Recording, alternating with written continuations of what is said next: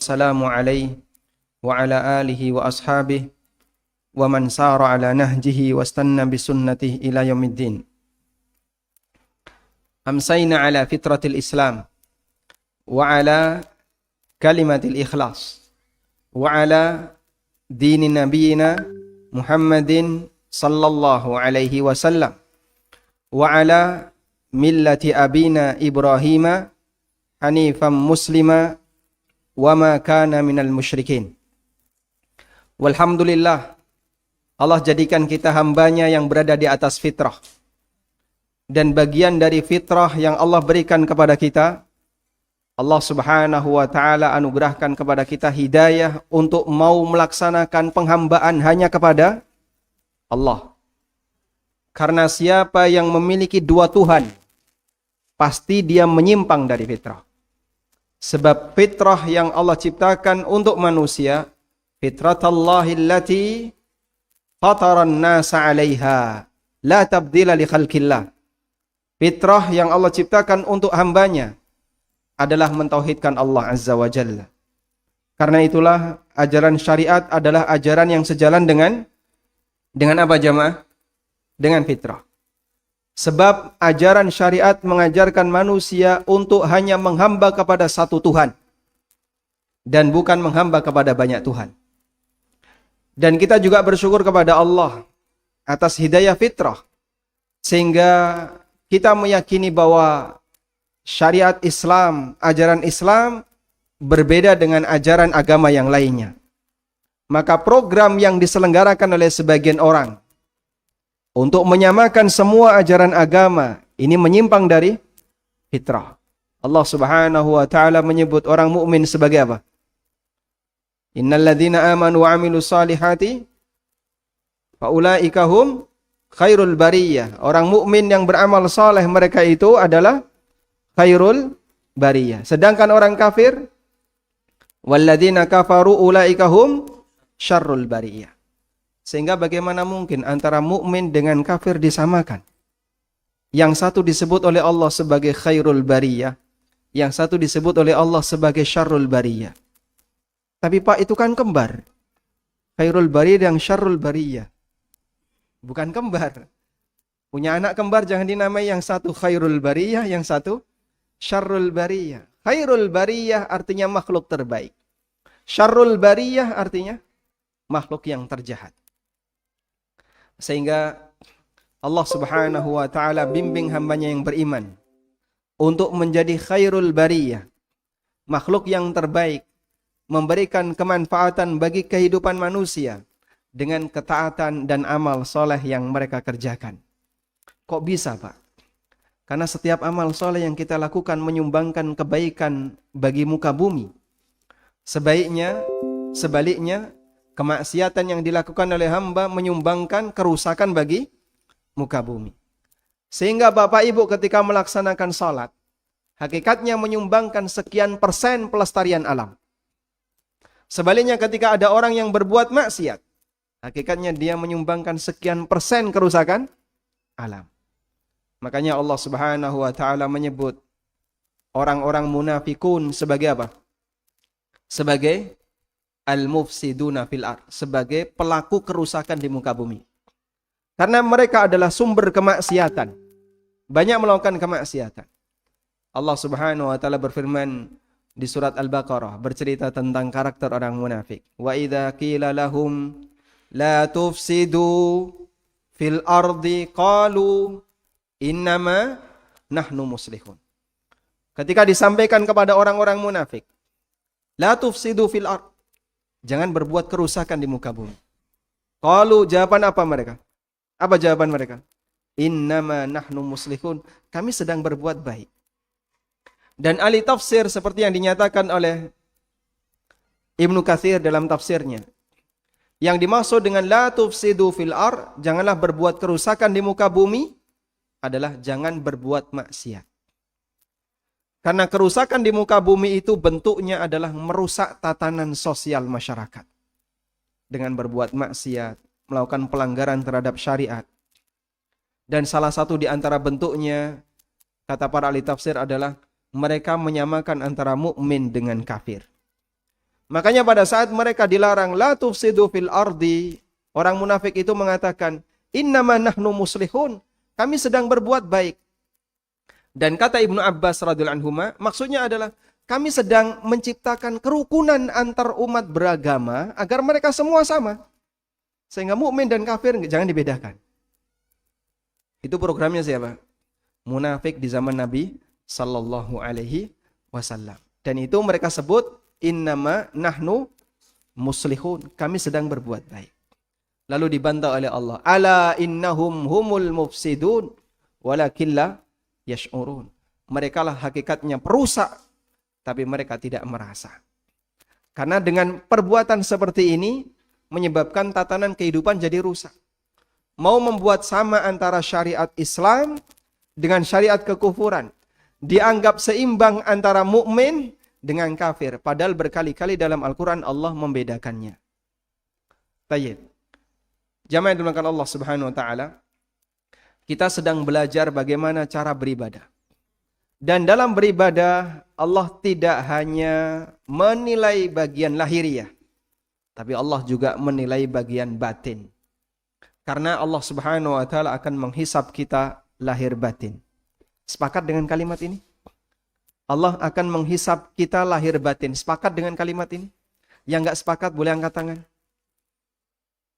Allah menghisap kita lahir batin. Apa dalilnya? Hadis riwayat Muslim. Nabi SAW bersabda, Innallaha la yanzuru ila suwarikum wala ila amwalikum walakin yanzuru ila qulubikum wa a'malikum. Sesungguhnya Allah Ta'ala tidak melihat muka kalian. Allah ranyawang rupamu. Allah tidak melihat muka kalian. Wala ila amwalikum. Allah juga tidak melihat harta kalian. Mau kaya, mau miskin, bukan itu penentu hebat di sisi Allah Ta'ala. Walakin yanzuru ila qulubikum wa a'malikum. Tapi Allah melihat hati kalian dan amal perbuatan kalian.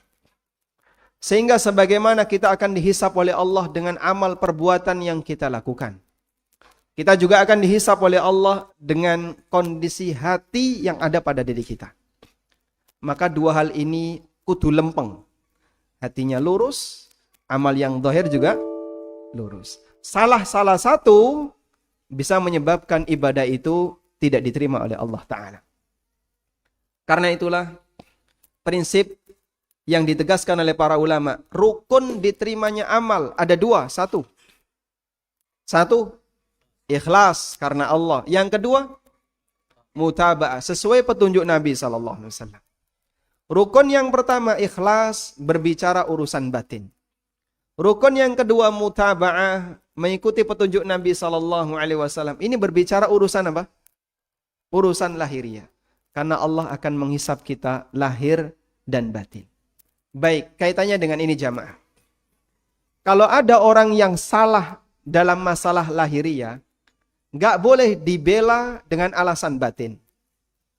Demikian pula sebaliknya, kalau ada yang salah dalam masalah batin, jangan dibela dengan bagian yang lahir.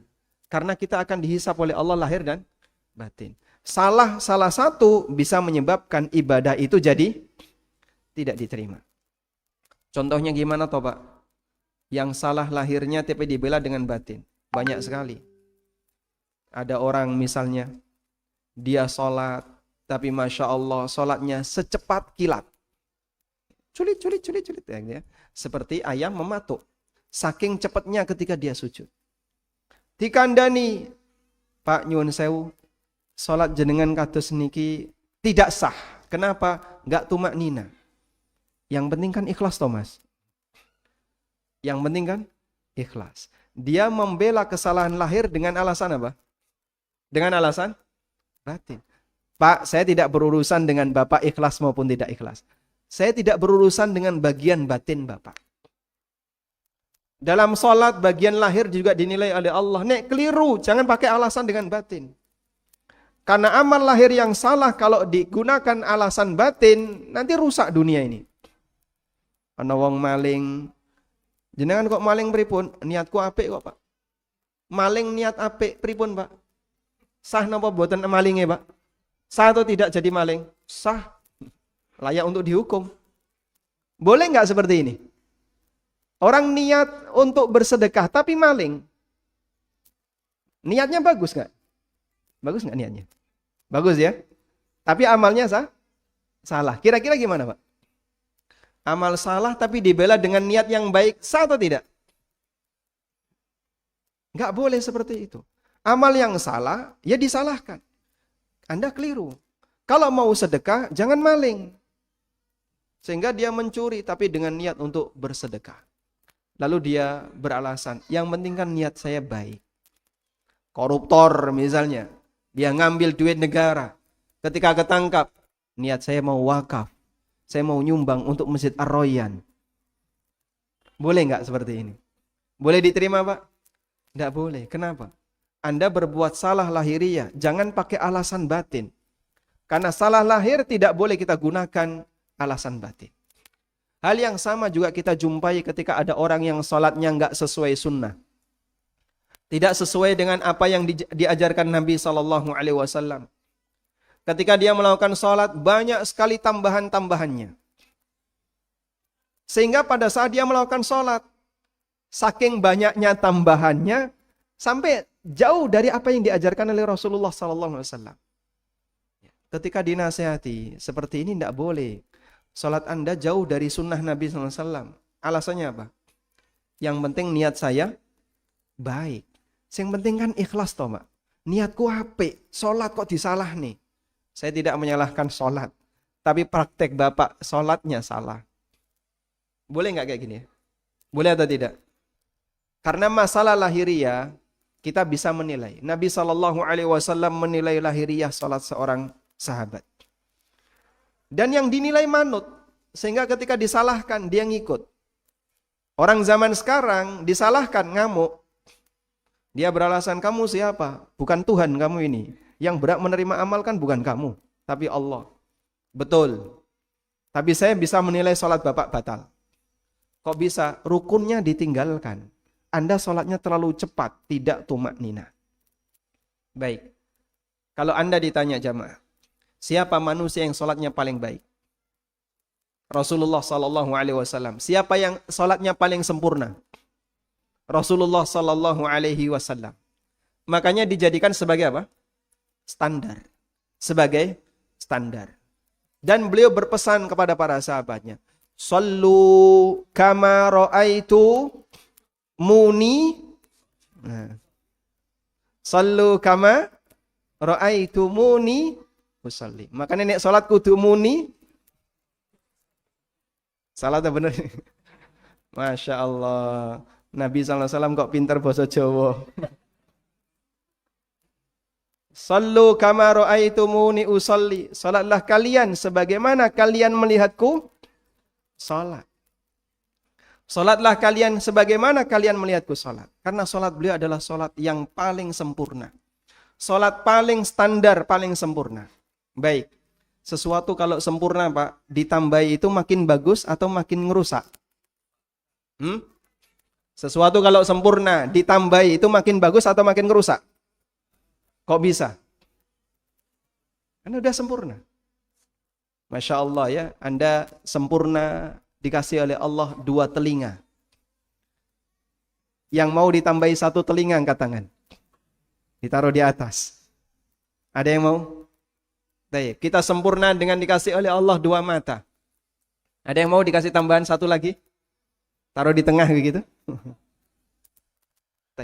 Sesuatu yang sempurna ketika ditambahi itu ngerusak.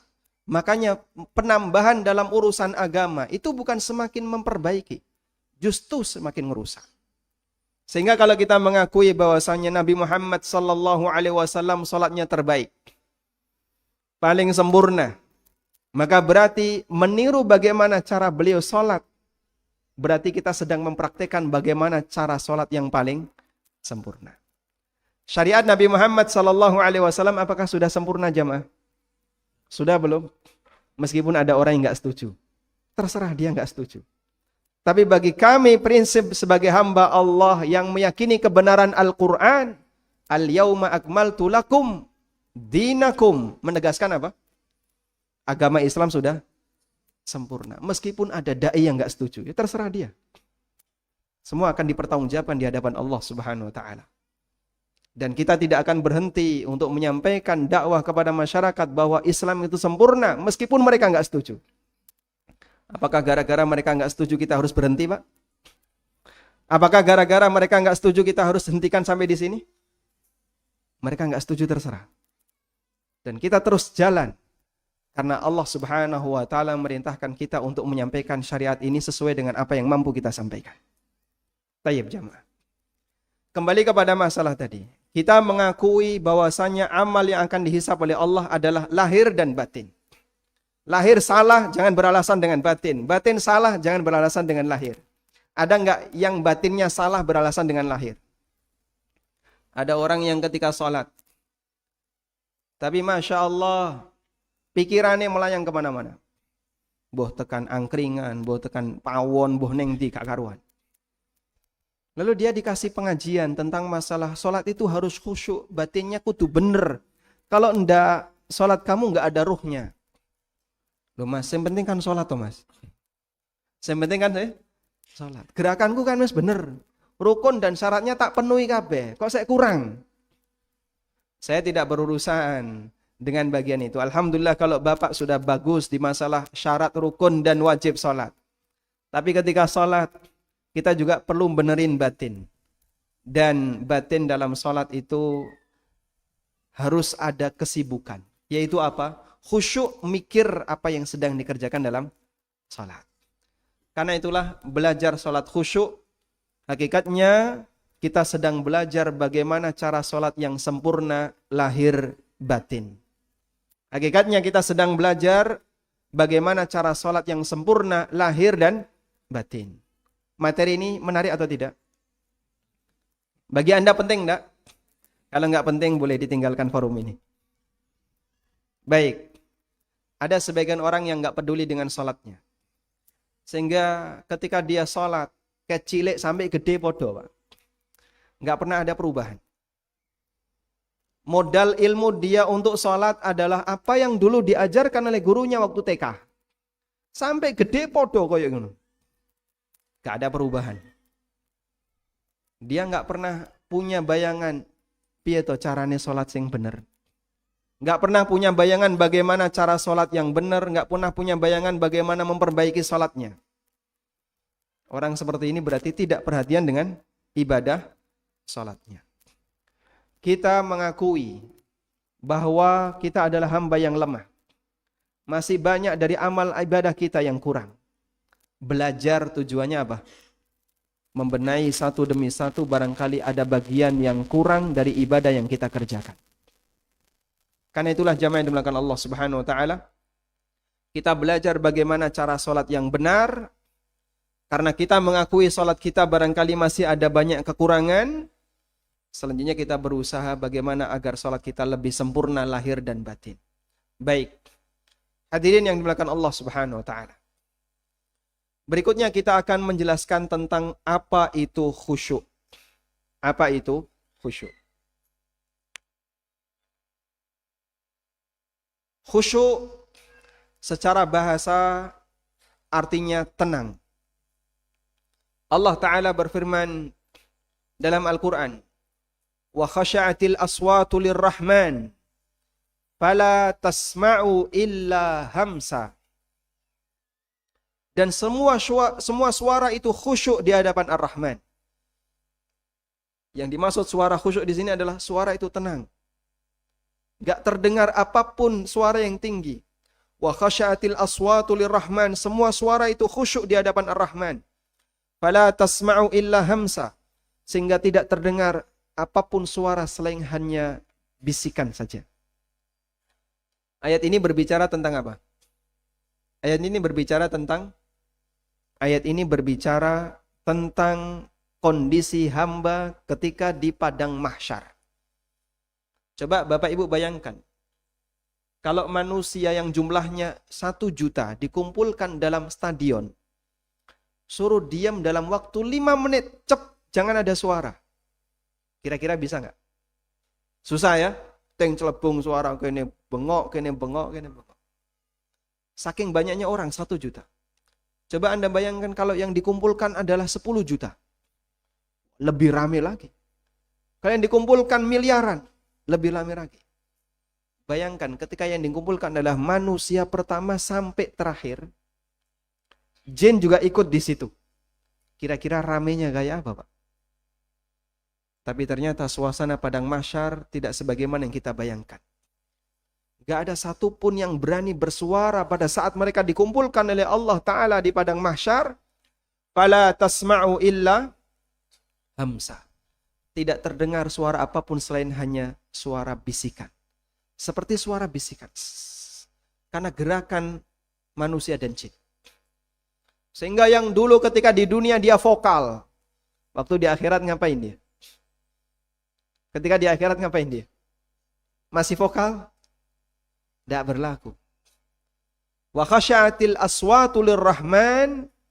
Suara di hadapan Ar-Rahman semuanya tertunduk di hadapan Allah Ta'ala. Sehingga tidak ada terdengar kecuali hanya suara bisikan saja. Itulah kondisi padang mahsyar. Dan Allah sebut suara ketika itu khasya'at.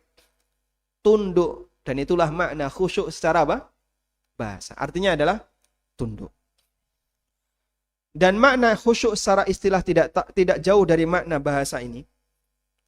Kalau di buku di halaman yang kedua, saya mengutip keterangan yang disampaikan oleh Syekh Dr. Sa'id Al-Qahtani rahimahullah.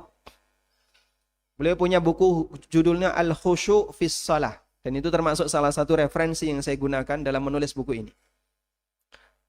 Syekh Dr. Sa'id Al-Qahtani menyebutkan Al-Khusyu' fis Shalah, kata beliau, khudurul qalbi inda talabbusihi bi ta'atillah. Menghadirkan hati saat orang itu sedang melakukan ketaatan. Menghadirkan hati saat orang itu sedang melakukan ketaatan. Maksudnya gimana, Pak? Fisiknya beramal, batinnya juga beramal. Fisiknya beramal, batinnya juga beramal. Terus amal batin itu bentuknya kayak gimana? Nah, itu yang akan sedang kita pelajari. Yang insya Allah akan kita pelajari. Baik. Jamaah dimuliakan Allah Subhanahu wa taala, untuk bisa memahami ini, saya akan buat sedikit ilustrasi sebagai perbandingan.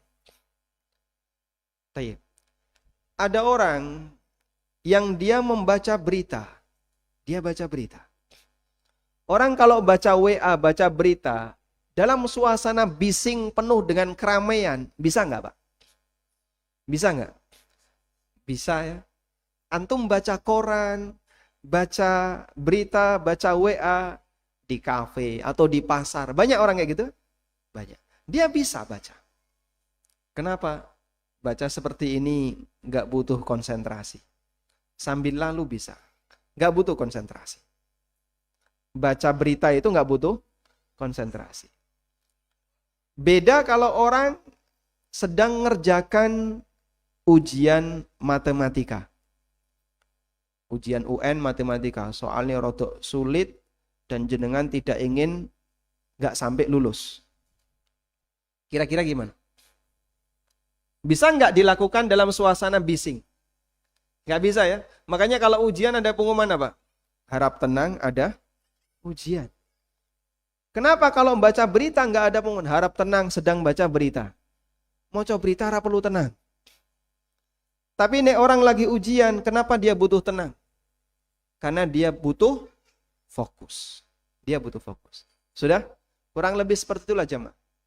Ada kegiatan di mana orang itu butuh fokus. Ada kegiatan di mana orang itu tidak butuh fokus. Kegiatan yang tidak butuh fokus misalnya apa? Baca berita, nonton film. Tapi kalau orang sedang misalnya membaca materi, nanti kamu akan diujikan materi ini. Kalau kamu nggak bisa, gagal. Dia akan fokus. Tititeni siji-siji. Rame, ganggu itu. Kira-kira seperti itulah suasana kerja manusia. Sudah? Baik. Sekarang saya bawa kepada sebuah hadis Nabi SAW. Baik. Bapak Ibu yang dimuliakan Allah. Kita kasih sedikit catatan ya. Bagaimana perbandingan antara karya ulama dengan karya wartawan. Tulisan Al-Quran dan Sunnah, tulisan ulama itu kalau dibaca sambil bising, kita tidak dapat ilmu. Anda bacanya harus serius, fokus. Dibaca alon-alon sehingga dapat ilmu. Tapi kalau koran dibaca sambil lalu bisa. Makanya biasanya koran itu ditaruh di tempat-tempat istirahat yang banyak orang. Ya. Di stasiun atau di mana banyak orang bising dikasih koran. Karena baca berita itu sambil lalu bisa. Nggak detail nggak apa-apa. Baik. Orang kalau menyikapi tulisan berita itu biasanya gimana, Pak? Dilempar. Tahu pengantar koran tuh? Diapakan, Pak? Dilempar. Ya? Itu tulisan, Pak. Tulisan orang. Pernah lihat ada orang lempar tulisan ulama? Tidak ada ya. Diantarkan dengan baik. Ini buku ulama dihormati. Berita itu ditulis pagi, sore basi.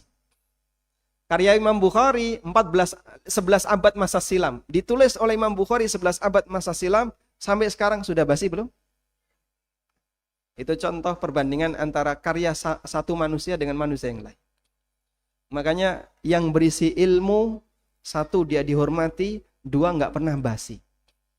Tapi kalau berita, dia tidak diberlakukan secara terhormat dan nggak pernah basi. Cuman anehnya begini, kita lebih seneng moco berita timbangnya moco buku. Bener? Bener nggak? Insya Allah. Hati kita sama berita itu terbuka. Golek berita, moco berita, WA isinya berita. Tapi dalam urusan ilmu membatasi diri. Dikasih pengajian, menghindar. Dikasih tulisan, gak gelem moco. Jumatan, tekone telat. Wes ngono, turu. Loh kapan sampean itu dapat ilmu? Padahal antara ilmu dengan berita yang lebih dibutuhkan hamba apa, Pak? Ilmu. Orang kalau belajar ilmu agama, ada ketenangan dalam hatinya. Makanya Allah Ta'ala katakan, ala bidzikrillahi tatma'innul qulub. Bukankah dengan zikrullah hati akan menjadi semakin tenang? Tapi kalau orang mau coba berita, loro hati, betul enggak? Anda kalau baca berita sakit hati enggak? Tergantung isi beritanya, Pak ya. Nek sesuai partainya seneng ya. Nek beda karo partainya loro hati. Apalagi kalau beritanya sudah berbau politik. Sehingga kadang ada orang yang selesai membaca berita ngamuk-ngamuk. Ngono kok ya diwoco. Coba kalau dia nggak baca berita, hatinya itu tenang. Ada orang baca berita, tindak kriminal di mana, korban sekian. Wah, nesu dia, ngantemi. Wah. Tapi kejadian di Jakarta, Anda di Purworejo, arep ngopo? Bandingkan antara kita dalam menyikapi berita dengan ilmu. Tapi sayangnya, orang lebih senang berita daripada ilmu. Padahal berita itu bikin sakit hati. Ya memang yang namanya mendengar berita tidak dilarang. Tapi jangan terlalu sering. Coba pertimbangkan hal ini. Baik, kembali ke sini jamaah. Jadi Rasulullah Sallallahu Alaihi Wasallam pernah dikasih hadiah oleh seorang sahabat yang bernama Abu Jaham bin Hudzaifah. Beliau dikasih hadiah sebuah kain, yang kain itu ada lureknya. Tahu lurik? Bedanya apa karo batik? Lebih rame mana antara lurik dengan batik? Rame batik ya. Kain itu cuma ada lureknya, garis-garis, lurik. Lalu dipakai oleh Nabi Sallallahu Alaihi Wasallam melakukan salat. Beliau salat dengan menggunakan pakaian yang ada luriknya ini. Seusai salat, Rasulullah Sallallahu Alaihi Wasallam mengatakan kepada keluarganya Aisyah radhiyallahu anha, idhabu bihadil khamisah ila Abi Jahim ibn Hudzaifah. Tolong kembalikan lurik ini, pakaian ini kepada Abu Jaham bin Hudzaifah. Wa'tuni bi ambijaniyah, dan tolong gantikan dengan kain ambijaniyah. Kain ambijaniyah itu tidak ada luriknya, polos. Apa alasan Nabi sallallahu alaihi wasallam? Fa innaha alhatni anifan fi salati. Karena luriknya tadi ganggu saya waktu salat. Luriknya itu ganggu saya waktu salat. Subhanallah. Ini salatnya Nabi sallallahu alaihi wasallam, Pak. Ada lurik di pakaian beliau itu merasa terganggu. Kita enggak apa-apa, Pak, kayak gitu biasa. pakaian serba batik, gitu. Coba lihat batik ya, pakaian lurik, bahkan sajadahnya, masya Allah. Ya. Ini penuh dengan gambar. Nah, ini gambar masjid ya, gambar masjid. Kadang juga batiknya banyak sekali, sampai ketika kita sholat tebak gambar. Ki cacing Paulo. Anda merasa terganggu nggak? Hah? Merasa terganggu nggak? Banyak di antara kita nggak merasa terganggu. Makanya nggak ada selesai sholat, Pak Tamir tolong ganti sajadah ya Pak Tamir. Pak innaha alhatni anifan fi sholati. Karena gambarnya tadi membuat saya terganggu ketika sholat. Pernah kayak gitu? Enggak ya. Jadi kita diam saja. Dan kita merasa biasa dengan yang seperti itu. Berarti Pak, sholat kita lebih khusyuk dong daripada Nabi SAW. Cari ini sopo. Justru seperti ini contoh kalau sholat kita sangat tidak khusyuk. Kualitas sholat kita seperti orang moco berita. Gak serius. Sedangkan kualitas sholatnya Nabi SAW ibarat orang yang sedang mengerjakan mata kuliah kalkulus 3. Ujian kenaikan, ini gak lulus. Fokus dia, ono suara bising sedikit ganggu. Karena sangat fokus. Kurang lebih seperti itu. Sudah?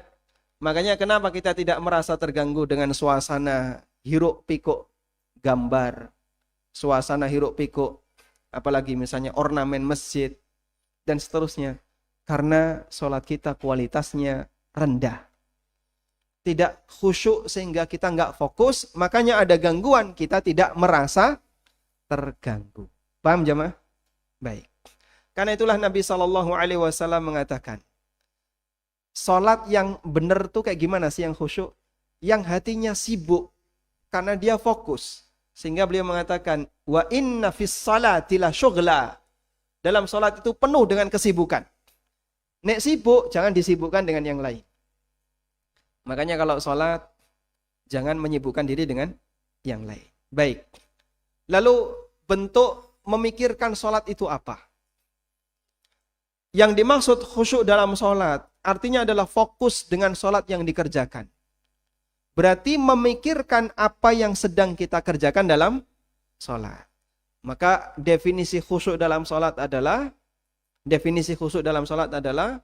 mengajak hati untuk fokus memikirkan sholat yang sedang kita kerjakan. Mengajak hati untuk fokus memikirkan sholat yang sedang kita kerjakan. Baik. Selanjutnya saya mau tanya. Dalam sholat Bapak Ibu ngapain? Amalan apa yang kita kerjakan ketika sholat? 1. Mengucapkan bacaan tertentu. Yang kedua, sholat itu isinya apa? Sholat itu isinya cuma 2. Yang satu apa? Gerakan. Yang satu, bacaan. Sholat itu isinya cuma 2. Gerakan dan bacaan. Berarti fokus memikirkan sholat adalah memikirkan 2 ini. Yang merupakan isi sholat. Memikirkan gerakan dan memikirkan bacaan. Paham insya Allah? Sehingga kalau ditanya, mau bareng ngaji khusyuk ketika sholat, ento apa? Bisa mendefinisikan, apa itu khusyuk dalam sholat? Khusyuk dalam sholat adalah fokus memikirkan terhadap gerakan dan bacaan dalam sholat. Paham insya Allah jemaah? Baik. Ini kuncinya. Kalau Anda paham kunci definisi ini, insya Allah penyebaran materi berikutnya lebih mudah. Baik. Khusyuk dalam sholat artinya adalah kita menghadirkan hati kita untuk fokus memikirkan gerakan dan bacaan dalam sholat yang kita kerjakan. Baik. Lalu khusyuk dalam gerakan itu bentuknya seperti apa jamaah? Khusyuk dalam gerakan jamaah dimulakan Allah Ta'ala adalah fokus memikirkan bagaimana cara bergerak yang benar. Dan memikirkan bagaimana gerakan ini sesuai dengan sunnah Nabi SAW. Tapi sebelumnya jemaah, nilai pahala dari sholat kita itu berbanding lurus dengan tingkat kekhusyuan. Kalau sholat hamba itu khusyuk, pahalanya semakin besar. Kalau enggak khusyuk, semakin rendah. Maka bisa jadi ada orang yang jejer sedang melakukan sholat, jumlah rakaate podo, dawane podo, rampunge podo, mulaine podo. Tapi yang satu dapat pahala selangit, yang satu dapat pahala orang tidak sampai di atas langit-langit. Bedanya di mana? Masalah hati. Masalah hati, khusyuknya. Misalnya sholat asar bareng, jejer. Ya. Bareng dia, jejer. Mulai ini podo, mari ini selesainya juga sama. Rampungnya podo. Sholat asar bareng. Tapi yang satu dapat pahala, Masya Allah, sangat banyak. Yang satu pahalanya cuma ringan. Kenapa? Masalah kualitas khusyuknya. Ibnu Abbas radhiyallahu anhu pernah mengatakan, kalau di buku ada di halaman 3, nilai pahala yang didapatkan oleh seseorang dari sholatnya adalah khusyuknya. Ibnu Abbas radhiyallahu anhu mengatakan, laisa laka min salatika illa ma aqalta minha. Kau enggak dapat pahala dari salatmu selain apa yang di situ ada khusyuknya. Kalau enggak ada khusyuknya, betul salatnya bisa jadi sah, tapi tidak bernilai pahala. Makanya Nabi SAW mengingatkan, wa innal abda la yansarifu min salatihi wa ma kutiba lahu illa nisfuha au thuluthuha au rubu'uha au khumusuha, au sudusuha, au subu'uha, dan seterusnya. Ketika seorang hamba itu selesai sholat, dia nggak dapat pahala selain hanya setengahnya. 1/3, 1/4, 1/5, 1/10, sampai 1/10. Dalam hadis Nabi SAW menyebutkan yang terakhir 1/10. Tapi bisa jadi ada orang yang ketika melaksanakan sholat, pahala yang dia dapatkan 1/100. 1/1000. Dari satu sholat yang dia kerjakan, dia hanya dapat pahala 0,000%. Pas kepikiran lagi apa? Itulah nilai dari pahala sholatnya. Selain itu tidak dinilai. Maka sangat disayangkan ada orang yang sholat gerakannya banyak, tapi cuma capek dapat gerakan. Ini karena sholatnya tidak berkualitas. Baik. Dan ini semoga jadi motivasi bagi kita untuk latihan bagaimana cara khusyuk dalam sholat yang benar. Baik, kembali kepada materi khusyuk tadi. Hadirin yang dimuliakan Allah Subhanahu wa taala. Khusyuk dalam ibadah sholat itu ada 2. Yang pertama adalah khusyuk fisik. Yang pertama adalah khusyuk fisik. Apa itu khusyuk fisik? Khusyuk fisik artinya fisiknya anteng. Fokus dengan gerakan tertentu.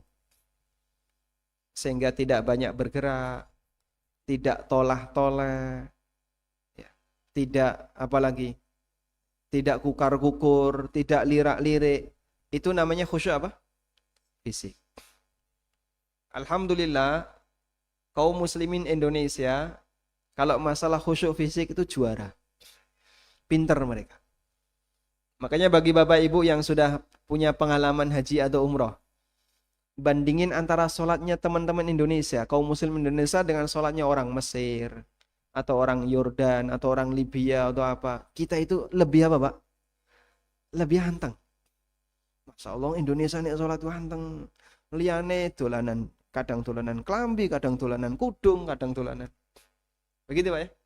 Kadang HP muni diangkat, pateni. Kita kan enggak berani. HP nyala pada saat sholat, berdering, kita tuh enggak berani mematikan. Khawatir enggak batal. Padahal suara HP ini dangdutan. Ini malah ganggu. Mau timbarne, wae gati panteman. Wedine dipateni enggak batal. Karena di tempat kita itu ada pemahaman. Bergerak ping 3 batal. Saya dulu sampai diajari ya, waktu SMP masih ingat guru saya ngajari. Jadi kalau dalam sholat kok orang kukur, ini kukur ping 3 Pak. Makanya ini ngukur ping pindho maksimal. Batal. Sehingga kalau ngukur kuping wong 1 loro pun gatelan ditahan sampai rampung. Sehingga nyebutnya kukur-kukur, bukan kukur-kukur-kukur kan Pak. Karena kalau bergerak 3 kali Sampai pun hanya gerakan jari. 1, 2 maksimal. Sudah. Nggak boleh bergerak lagi. Doktrin itu Masya Allah Pak. Sampai kemana-mana. Sehingga masyarakat di tempat kita nggak berani banyak bergerak ketika sholat. Memang ini satu prestasi. Hal yang bagus. Sehingga ketika sholat kita ini anteng. Ya meskipun batinnya melayu neng-di ya. Karena bisa jadi fisiknya di masjid. Tapi hatinya neng pawon. Ada Pak gitu Pak? Wonten. Pernah kayak gitu Pak? Badannya di masjid, tapi mungkin hatinya Masya Allah terbang kemana-mana. Karena hati manusia itu Pak punya kemampuan yang luar biasa. Sampai bisa ngerogoh sukmo kan. Loh bener. Orang suudon itu apa Pak? Orang suudon itu apa? Menilai hati orang lain. Iki mesti ini. Nah, hati kamu itu di dalam badan kamu. Nembus badan kamu masuk ke badan orang. Itulah kekuatan batin. Masya Allah. Makanya kadang ada orang yang fisiknya di masjid anteng, tapi hatinya pelayon tekan dindi. Mikir iki mau pemeanku wis tak entas durung ya. Wis mendung kaya ngene. Iki mau iwak wis tak entas durung goreng itu mau. Itu umum dialami oleh masyarakat. Sehingga kita khusyuk fisik tapi hatinya melayang kemana-mana. Baik. Khusyuk fisik ini diperintahkan oleh Nabi SAW. Makanya beliau melarang, kalau sholat jangan tolah-toleh. Jangan bergerak. Jangan lirak-lirik. Pandangan fokus ke arah depan. Karena di hadapan kita sedang menghadap siapa? Rabbul Izzah, Allah Azza wa Jalla. Menghadap ke arah kiblat untuk fokus kepada Allah Subhanahu wa Ta'ala. Tapi Masjid Ar-Royan Ka'bahnya di belakang ya. Nggih. Wonten Ka'bah di belakang. Ini membelakangi kiblat berarti. Ini replika Ka'bah di belakang, Masya Allah. Tayyib. Nabi SAW menyebutkan dalam sebuah hadis riwayat Bukhari, Abu Dawud dan yang lainnya. Dari Aisyah radhiyallahu anha, beliau pernah mengatakan, Sa'altu Rasulullah sallallahu alaihi wasallam anil tifati fis salah. Aku pernah bertanya kepada Rasulullah sallallahu alaihi wasallam tentang orang yang noleh ketika salat. Lirak-lirik ketika salat. Faqal, lalu beliau memberikan jawaban, Huwa ikhtilasun yakhtalisuhu syaitanu min salatil abdi. Itu adalah copetan ya. Curian yang dilakukan oleh setan ketika dia mencopet salat dari hambanya. Jadi setan itu mencopet sholat kita, maksudnya adalah Nabi SAW menggunakan ungkapan, itu adalah setan mencopet sholatmu. Maksudnya adalah amal ibadah kita itu mau dikurangi kadarnya oleh setan. Nah, cara setan untuk mengurangi kadar amal kita, pahala itu kan seperti harta yang nanti akan dimanfaatkan oleh hamba ketika menghadap Allah. Betul ya? Pahala adalah modal utama yang akan dimanfaatkan oleh hamba ketika menghadap Allah. Setan nyopet itu Pak. Gimana cara setan mencuri ini? Salah satunya adalah digoda biar dia noleh. Digoda biar dia ngelirik. Digoda dia biar dia banyak bergerak. Sehingga mengurangi kualitas pahalanya. Makanya disebut oleh Nabi SAW, ini sholatnya dicopet sama setan. Ikhtilasun yakhtalisuhu syaitanu min salatil abdi. Itu adalah bentuk pencopetan yang dilakukan oleh setan ketika dia mau mengurangi kadar sholat seorang hamba. Karena itu jamaah yang dimuliakan Allah, ketika sholat semaksimal mungkin, hindari semua potensi yang bisa ganggu. Kadang ada orang yang sholat, tapi di depannya cermin. Jadi ketika sholat karo ngocoh. Ada sholat, nyuwun pangapunten ya, kadang ibu-ibu suaminya lagi sholat, dia wirawirin yang pinggirnya bojone, terlihat auratnya, nanti bojone ngelirik. Itu copetan yang dilakukan oleh setan. Nah biasanya anak-anak ya, biasanya anak-anak. Sehingga boleh nggak ketika ke masjid bawa anak Pak? Boleh nggak? Boleh atau tidak? Kayaknya kok ragu jawabnya. Boleh ya? Kalau di Royan di Mari Takmir enggak? Enggak. Tayyib, sekarang kan lagi banyak program ya, masjid ramah anak. Tapi mohon maaf ya, masjid bukan tempat bermain anak. Ramah anak bukan berarti masjid boleh dijadikan sebagai tempat untuk bermain. Anak oke dikerek ning masjid, dolanan kono wis tak turu. Jangan, Pak. Ini masjid, bukan tempat bermain. Pada saat orang Badui itu kencing di dalam Masjid Nabawi, sahabat yang ketem-ketem mau ngantemi dilarang oleh Nabi sallallahu alaihi wasallam, saya Badui ini menyelesaikan kencingnya lalu disiram oleh Rasulullah sallallahu alaihi wasallam. Diminta oleh Nabi sallallahu alaihi wasallam siram, selesai disiram. Dinasihati si Badui ini. Inna hadzal masjid la yasluhu fihi min baulin nas wala min adahum. Masjid itu tidak boleh dipakai tempat kencing atau tempat buang air besar. Wa inna ma huwa li dzikrillahi was salati wa qira'atil Qur'an. Masjid itu tempat untuk zikir, tempat untuk sholat, tempat untuk baca Quran. Itulah fungsi asas masjid. Sehingga jangan dipakai untuk tempat bermain anak-anak ya. Dikerek ning masjid kono kon dolanan ya. Cacilik nih lihat tempat yang luas, playon. Ngeten nggih? Seneng dia. Tapi tidak boleh. Ada seperti itu, boleh kita larang. Tidak boleh adik. Karena masjid bukan tempat bermain. Masjid itu tempat untuk zikrullah. Tempat untuk membaca Quran. Sehingga kita ajak anak ke masjid. Masjid kita jadikan sebagai tempat ramah anak. Dalam rangka untuk mengenalkan mereka untuk beribadah bareng-bareng dengan orang dewasa. Cuman ada teorinya jamaah ya. Satu, kalau membawa anak yang sudah tamyiz itu berarti sudah ngerti bagaimana cara sholat yang benar. Bapak ibu bisa posisikan dia dimanapun, terserah. Bebas, karena dia sudah bisa sholat dengan benar. Dia ngerti ini sholat itu gak entuk kentut, gak boleh pelayon, gak boleh tolah-toleh. Yang ngerti kayak gini, statusnya sama seperti orang dewasa. Yang kedua, anak yang belum mumayyiz, yang belum tamyiz. Rata-rata usianya 7 tahun ke bawah. Ini butuh pengawasan khusus. Dia kalau sholat ngentut rakondo. Kadang tolah-toleh, kadang pelayon. Berarti sholatnya batal atau enggak? Batal. Maka kalau batal, jangan ditaruh di sela soft. Terus ditaruh di mana Pak? Di pinggir. Orang tuanya ngalahi bawa anak itu ke pinggir, didampingi oleh orang tuanya. Kalaupun dia batal, tidak memutus soft. Tapi kalau dia ditaruh di tengah, memutus soft. Kalau pandemi Pak, pandemi ya nggak dibahas. Ini bahas kita dalam kondisi normal. Kalau kondisi pandemi, sholat Anda berjarak, ya mau naruh anak dimanapun, yang penting tidak ganggu, nggak apa-apa. Baik.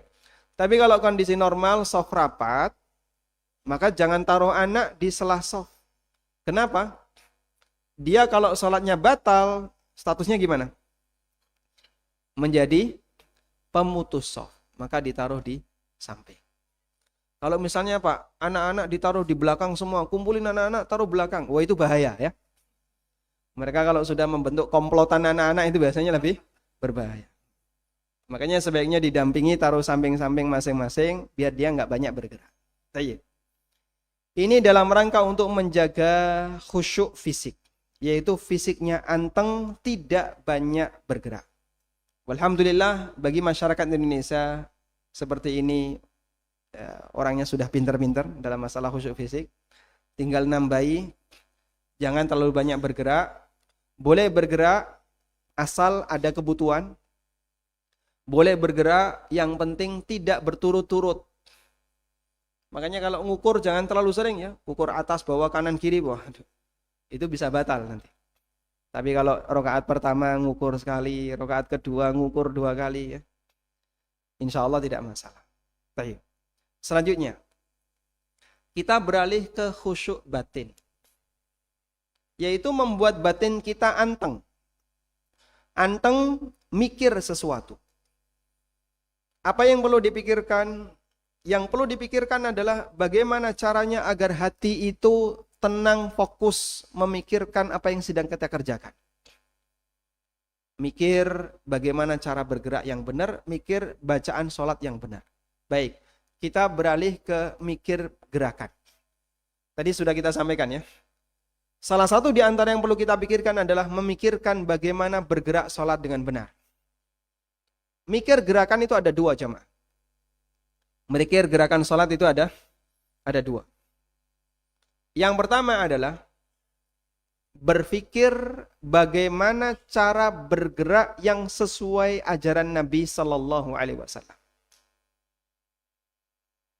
Berpikir, memikirkan bagaimana cara bergerak yang sesuai ajaran Nabi sallallahu alaihi wasallam.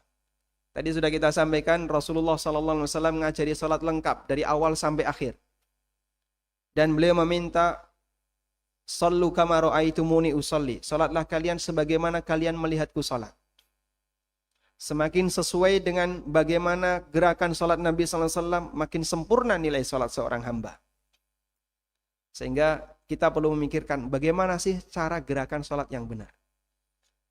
Baik, di dunia ini tidak ada manusia yang sejarahnya lebih lengkap dibandingkan Rasulullah SAW. Kenapa, Pak? Para sahabat itu menceritakan Nabi SAW detail banget. Sampai bagaimana jari ini bergerak pada saat mengacungkan tangan pada waktu tasyahud, sahabat itu cerita.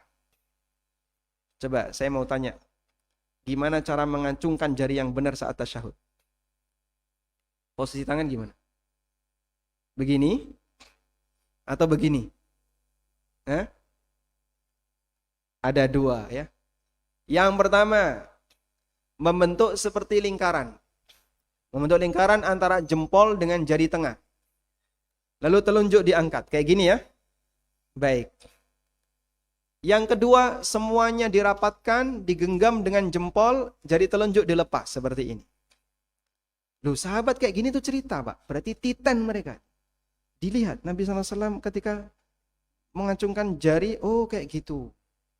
Masya Allah. Berarti dalam gerakan yang lain pun mereka juga perhatian. Bagaimana Nabi SAW mengangkat tangan pada waktu takbiratul ihram? Sahabat itu cerita. Bagaimana Nabi SAW bersedekap, meletakkan tangannya pada saat bersedekap. Sahabat juga cerita. Cuman ada di antara kita yang mau mempelajarinya dan banyak di antara kita yang nggak peduli. Sehingga rata-rata di antara kita ketika sholat, dominan gerakan yang kita lakukan adalah gerakan otomatis. Kok bisa, Pak? Kecilik sampai gede kaya ngono. Tidak pernah ada perubahan. Allahu Akbar. Allahu Akbar. Coba lihat tangannya. Allahu Akbar. Allahu Akbar. Kadang ada gini ya. Allahu Akbar. Kadang Allahu Akbar ya. Pak, coba perhatikan tangannya. Bapak kok kayak gitu sih gerakan mengangkat tangannya? Biasanya wis kayak ngene, Mas. Aku wis apal. Nggih leres jenengan pun apal.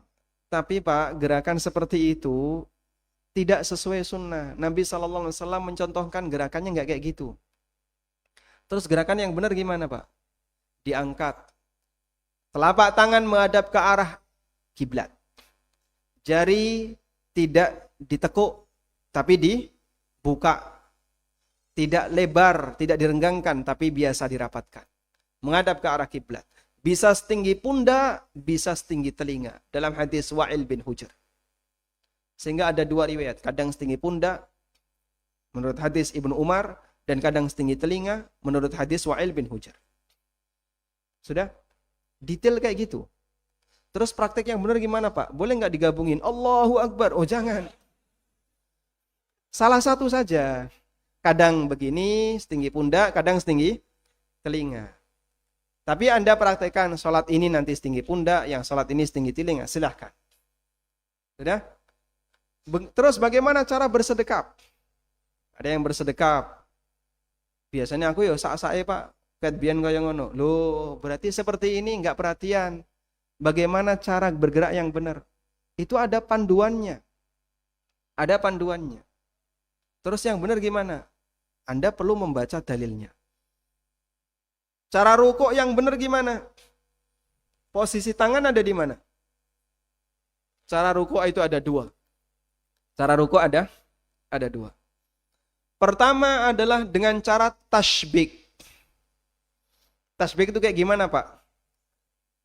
Kedua telapak tangan digenggamkan. Lalu ditaruh di antara dua lutut. Nek jenengan ngagem sarung saged. Nah, saya makanya sengaja pakai ini biar bisa mempraktikkan tasbih. Saya praktikkan ya.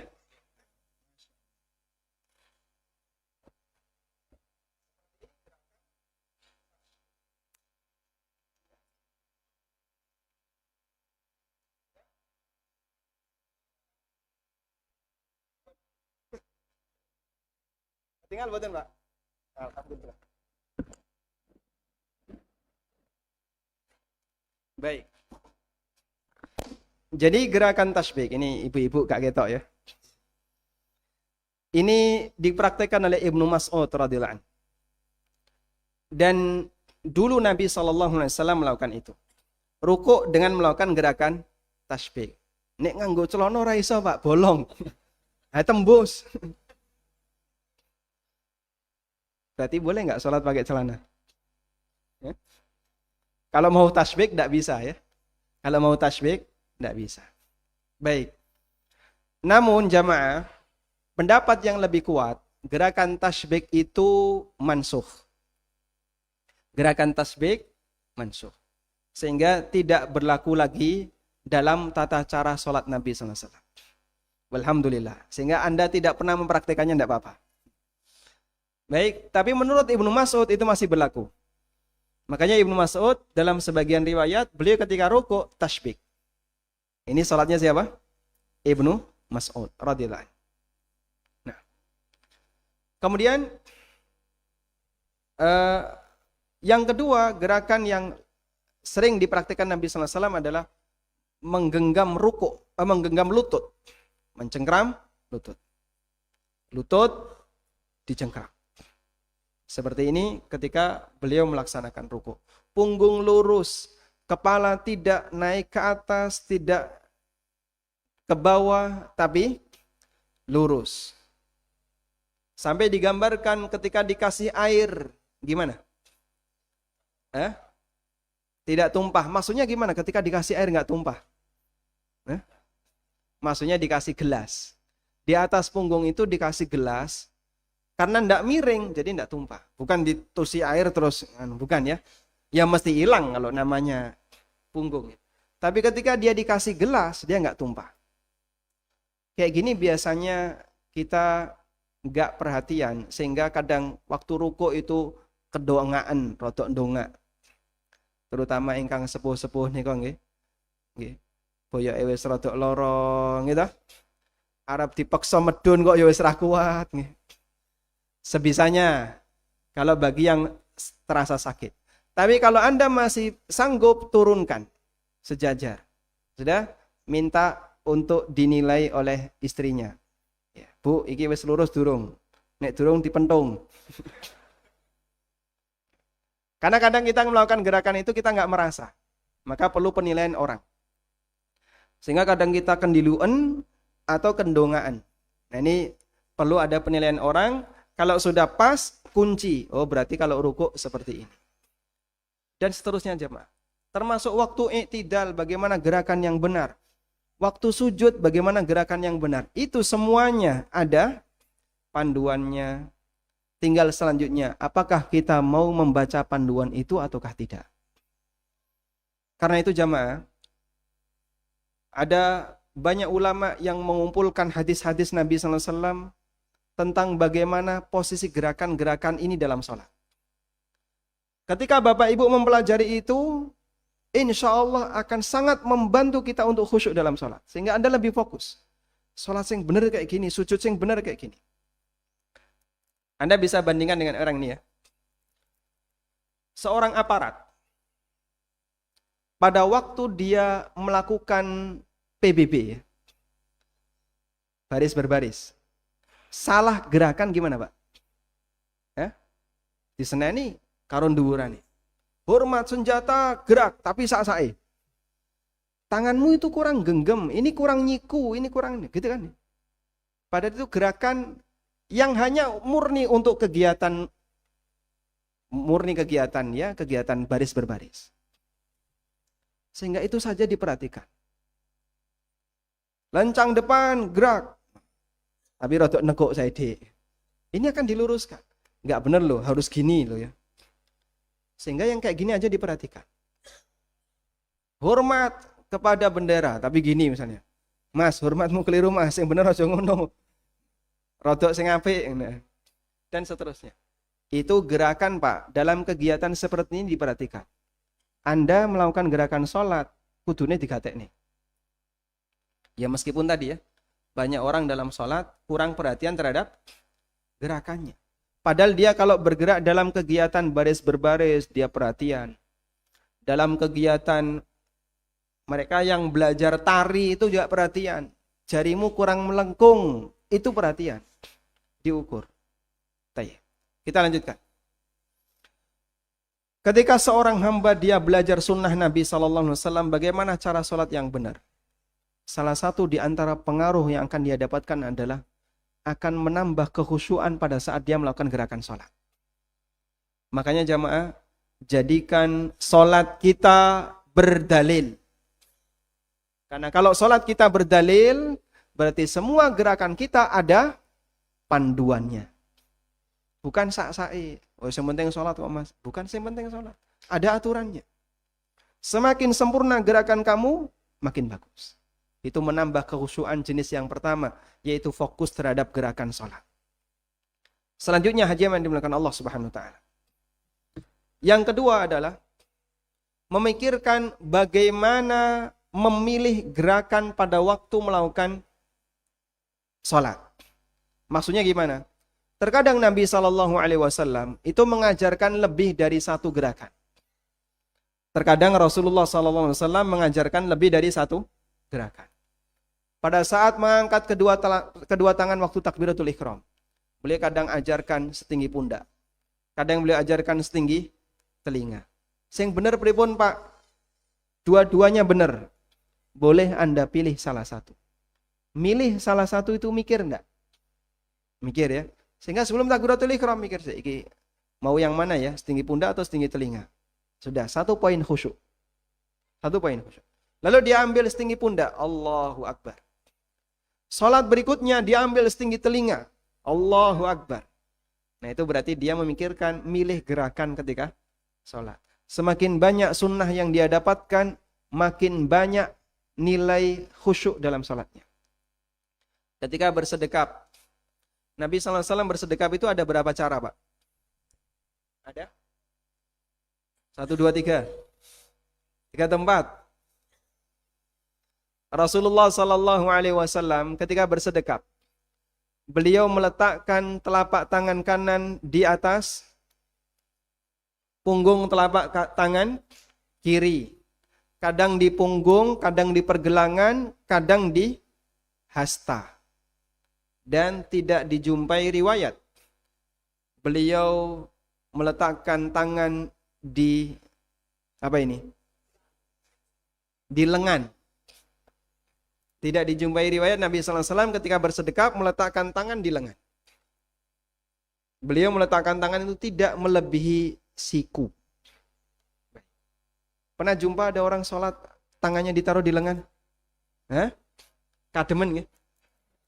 Ini kelebihan. Harusnya tidak melebihi siku. Sudah? Sehingga jamaah tinggal menyesuaikan.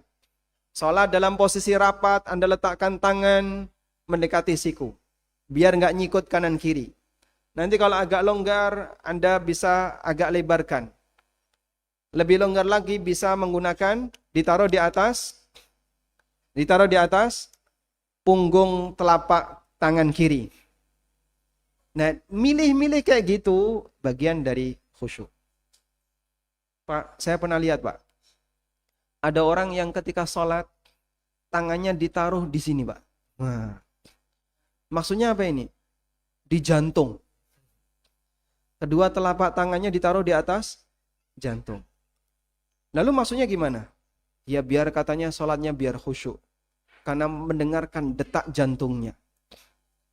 Berarti nganggo stetoskop no? Oh enggak. Ada juga yang begini.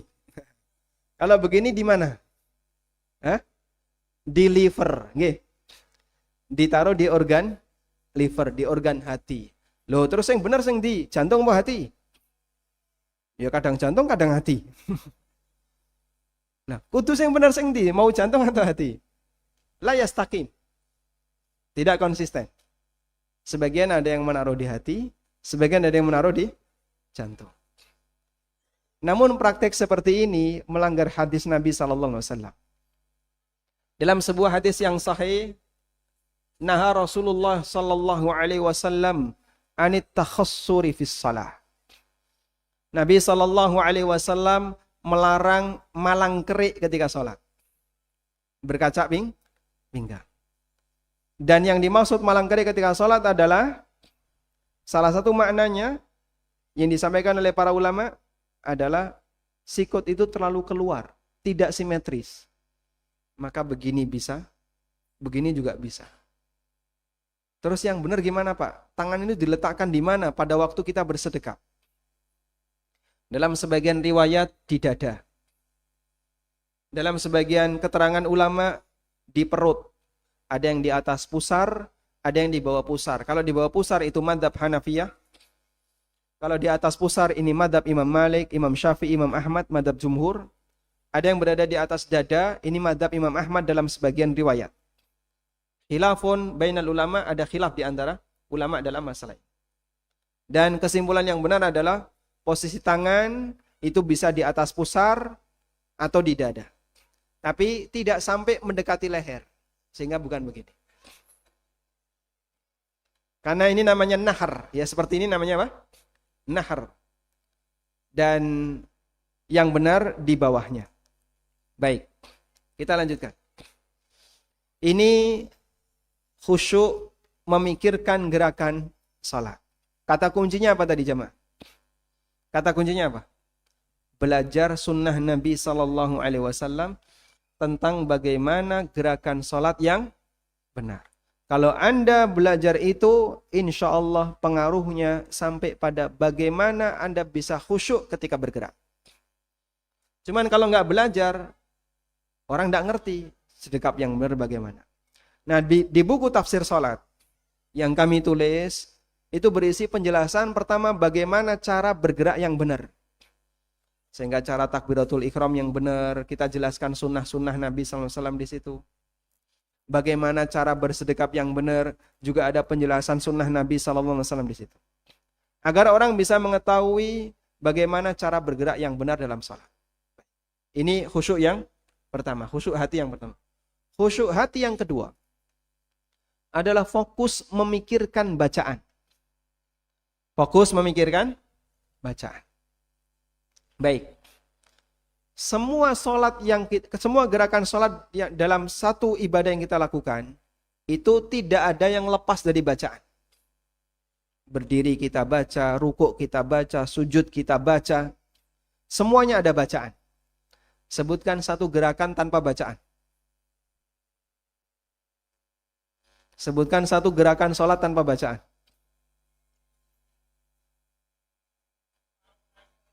Masya Allah, betul sekali. Duduk istirahat. Masya Allah. Barakallahu fikum. Taib. Satu gerakan yang dia tanpa bacaan hanya satu, yaitu duduk istirahat. Makanya duduk istirahat itu disebut oleh para ulama dengan jilsatu ziyadah. Duduk tambahan. Sehingga di situ tidak ada bacaan dan tidak ada takbir. Sehingga saat sujud, duduk, nggak pakai takbir, nggak baca apapun. Takbirnya dibaca saat naik. Allahu Akbar ketika naik. Karena duduk istirahat ini apa jemaah? Sifatnya apa? Duduk tambahan. Hanya satu itu. Karena fungsinya adalah alat bantu bagi orang agar dia tidak langsung naik dari sujud ke berdiri. Alat bantunya adalah duduk dulu, kemudian baru naik. Lebih ringan. Terutama bagi yang sudah agak sepuh ya, yang perlu bantuan. Makanya disebut sebagai duduk istirahat. Baik. Kita lanjutkan. Yang perlu dipikirkan dalam bacaan apa sih Pak? Ada 3. 1, bagaimana bacaan yang sesuai sunnah. Yang kedua, memilih bacaan yang diajarkan Nabi SAW. Yang ketiga, merenungkan tafsir dari bacaan itu. Merenungkan makna dari bacaan itu. Sudah? Ini 3 yang perlu dilakukan oleh seorang hamba pada waktu dia membaca bacaan dalam salat. Yang pertama, membaca bacaan sesuai dengan sunnah Nabi Sallallahu Alaihi Wasallam. Nah, ini perlu belajar. Kita mengenal apa saja sih sunnah Nabi Sallallahu Alaihi Wasallam ketika takbiratul ihram, baca Allahu Akbar. Terus setelah itu baca apa? Baca doa iftitah. Doa iftitahnya bagaimana? Silahkan dihafalkan beberapa doa iftitah yang diajarkan Rasulullah SAW.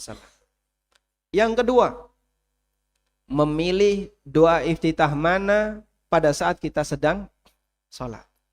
Memilih salah satu bacaan ketika di situ ada banyak pilihan. Contohnya Pak, contoh ya, di tempat kita ini Pak, ini kekeliruan wallahu a'lam, mungkin karena salah dalam masalah kurikulum Pak. Saya masih ingat itu waktu saya belajar dulu ya. Kalau orang itu belajar melalui jalur kurikulum ma'arif, melalui SD ma'arif, MI ma'arif, Sanawiyah ma'arif, bacaan iftitahnya apa? Allahu Akbar kabira, walhamdulillahi katsira, wa subhanallahi bukratan wa asila, dan seterusnya. Tapi kalau dia sekolah di perguruan Muhammadiyah, doa iftitahnya apa? Allahumma ba'id baini wa baina khatayaya kama ba'adta bainal masyriqi wal maghrib. Sampai orang punya kesan doa iftitah NU, doa iftitah Muhammadiyah, tahiyat NU pripun, Pak?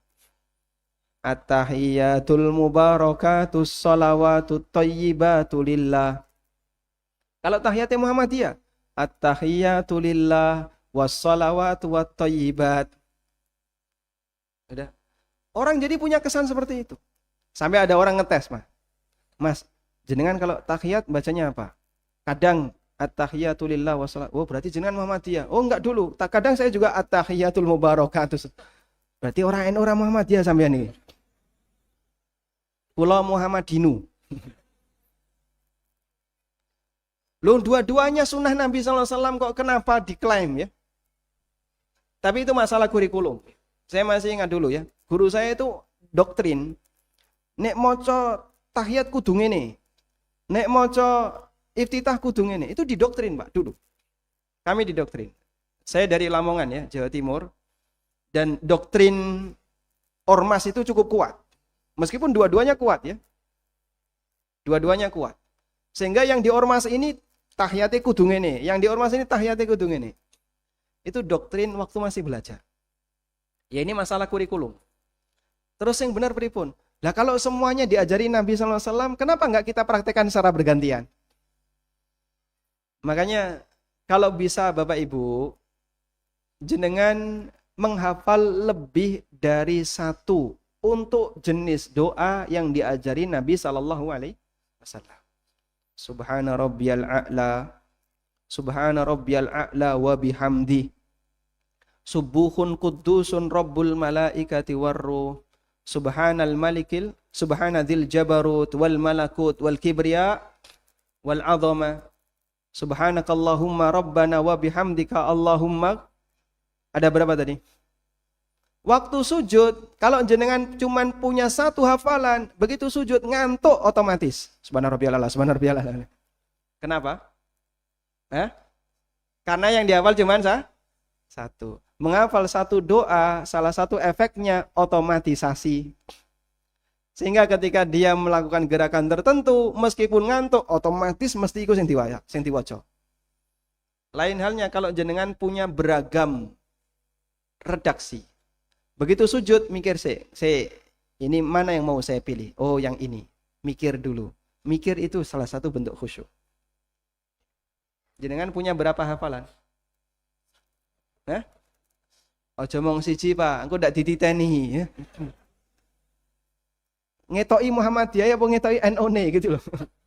Makanya kalau Anda hafal banyak, jadinya kita bisa bergantian. Dan salah satu di antara pengaruh baiknya adalah ini melestarikan semua sunnah Nabi Sallallahu Alaihi Wasallam. Karena hanya satu, kalau hanya satu yang dihafal, yang lain ditinggal, lama-lama hilang. Sehingga ada sunnah Nabi Sallallahu Alaihi Wasallam yang hilang. Kenapa? Tidak diamalkan. Kalau diamalkan semuanya akan lestari. Dan melestarikan sunnah Rasulullah SAW berarti menjaga ajaran Nabi SAW tetap ada di muka bumi. Baik. Kemudian yang terakhir adalah merenungkan kandungan maknanya. Nah ini yang paling sulit. Karena dalam sholat kita membaca dengan menggunakan bahasa Arab. Lah ini dudu wong Arab ya Pak. Jadi yang kita baca bahasa Arab tapi kita tidak ngerti apa maknanya. Berarti jenengan kudu belajar apa makna dari setiap bacaan dalam sholat. Sehingga sujud itu maca apa? Subhana rabbiyal a'la. Maha suci Robku yang maha tinggi. Kita sedang menaruh anggota badan yang paling mulia, yaitu apa? Muka. Kita taruh sejajar dengan kaki di tempat yang paling rendah. Di saat yang sama kita mengakukan Rabbul Izzah, Allah yang maha tinggi. Subhana rabbiyal a'la. Sambil direnungkan, ya Allah engkau dat maha tinggi, aku sedang menunduk di hadapanmu ya. Itu salah satu di antara contoh merenungkan bacaan dan maknanya. Dan sholat pakai bahasa selain Arab boleh enggak? Apa hukumnya? Allah gede banget. Apa hukumnya? Batal. Walhamdulillah kaum muslimin Indonesia masih berpegang teguh dengan prinsip ini. Meskipun kemarin sempat ada yang bikin kacau ya. Sholat pakai bahasa, diterjemahkan pakai bahasa Indonesia, pakai bahasa Jawa. Gak karuan ini. Dan dengan bahasa Arab kita bisa memaknai maknanya lebih dalam. Nah buku tafsir sholat saya kumpulkan. Doa-doanya yang sesuai sunnah apa, tafsirnya seperti apa. Membantu kaum muslimin minimal ketika dia pernah baca itu terkenyang dalam sholatnya. Oh ini aku mau ngene iki maknane kaya ngene. Nah bertahap sambil kita pelajari, itu akan membuat hati kita bisa semakin fokus terhadap bacaan yang kita lakukan ketika sholat. Wallahu a'lam. Demikian yang bisa kita sampaikan. Semoga bermanfaat. Wassallallahu ala nabiyyina Muhammadin wa ala alihi wa sahbihi wasallam.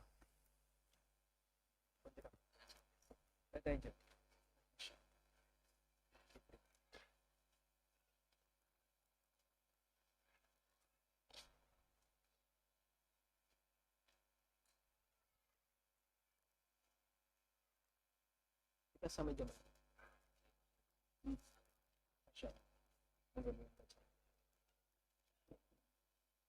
Diumumkan dulu. Jazakallahu khairan pada Ustazuna Allah Ta'ala. Para jamaah sekalian, saya bacakan beberapa soal yang sudah masuk. Bagi antum yang ingin bertanya, masih banyak waktu, insya Allah kita sampai maghrib. Silahkan ditulis pertanyaannya, nanti kita bacakan. Pertanyaan yang pertama bertanya tentang imam Jumat, Ustaz. Mana yang lebih sunnah? Imam hadir tanpa duduk di masjid langsung menuju mimbar mengucapkan salam, lantas muadzin mengumandangkan adzan. Yang kedua, imam hadir berbaur dengan makmum, salatnya katul masjid, lantas menuju mimbar, muadzin mengumandangkan adzan. Masya Allah, baik.